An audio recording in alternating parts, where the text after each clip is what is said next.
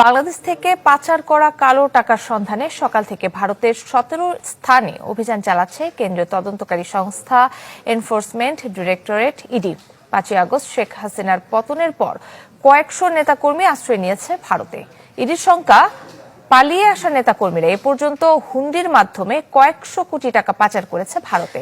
ঝাড়খণ্ডের একটি মামলার জের ধরে পশ্চিমবঙ্গ থেকে আটক করা হয় পিঙ্কি বসু নামে এক নারীকে। তার বিরুদ্ধে অভিযোগ, বাংলাদেশ থেকে কোটি কোটি টাকা পাচার করেছেন তিনি। ধারণা করা হচ্ছে বাংলাদেশের সাবেক এক সাংসদের ঘনিষ্ঠ বন্ধু পিঙ্কি। তার কাছ থেকে পাওয়া তথ্যের ভিত্তিতে মধ্যগ্রামের 2টি ফ্ল্যাট ও একটি পানশালায় চলে তল্লাশি।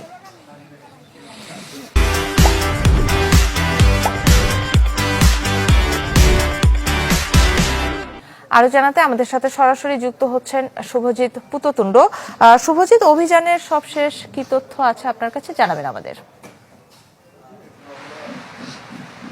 দেখুন, আজ সকাল থেকে মূলত ঝাড়খণ্ডের একটি মামলা, একটি আর্থিক তছরূপ সংক্রান্ত মামলা। সেই মামলায় মধ্যমগ্রামের এক গৃহবধূ, একদম পশ্চিমবঙ্গের কলকাতা সংলগ্ন একটা পৌরসভা এলাকা, সেখানকার এক গৃহবধূর নাম উঠে আসে এবং সেই গৃহবধূ সম্পর্কে যখন বিস্তারিত আর্থিক তথ্য নেওয়া যায়, দেখা যায় তার যে আর্থিক যে সমৃদ্ধি সেটা কিন্তু রাতারাতি লাফিয়ে লাফিয়ে বেড়েছে। এবং সেই বিষয়ে অনুসন্ধানে বেরোয় ইডি এবং এনফোর্সমেন্ট ডিরেক্টরেট, মূলত কেন্দ্রীয় একটি তদন্তকারী সংস্থা যারা ভারতের আর্থিক যে সমস্ত অপরাধ তার বিষয়ে তদন্ত করে।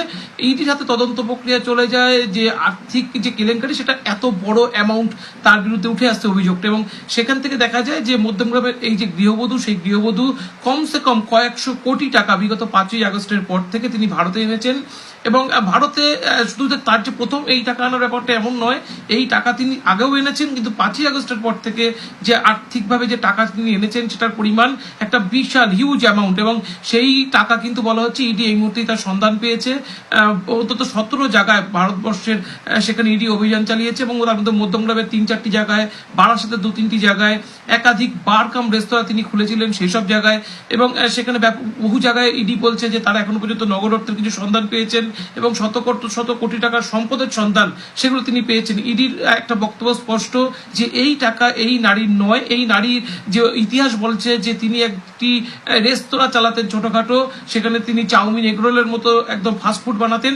সেখান থেকে রকেট উত্থান তার হয়েছে। মূলত বাংলাদেশের এক শিল্পপতি, তিনি সাবেক সংসদ সদস্য, বর্তমানে তিনি হেফাজতে রয়েছেন, পুলিশ হেফাজতে রয়েছেন। সেখান থেকে কিন্তু তার ঘনিষ্ঠতা এবং সেখান থেকেই তার যে উত্থান, সেই উত্থান পর্ব শুরু হয়েছে।